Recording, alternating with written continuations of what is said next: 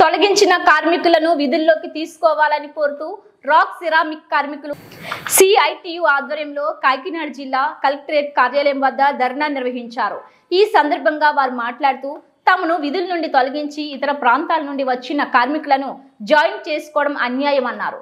Settle చేశామంటూ కార్మికులకు లేఖలు పంపడం కార్మిక చట్టాల విరుద్ధమన్నారు। తొలగించిన కార్మికులను వెంటనే విధుల్లోకి తీసుకోవాలని డిమాండ్ చేశారు।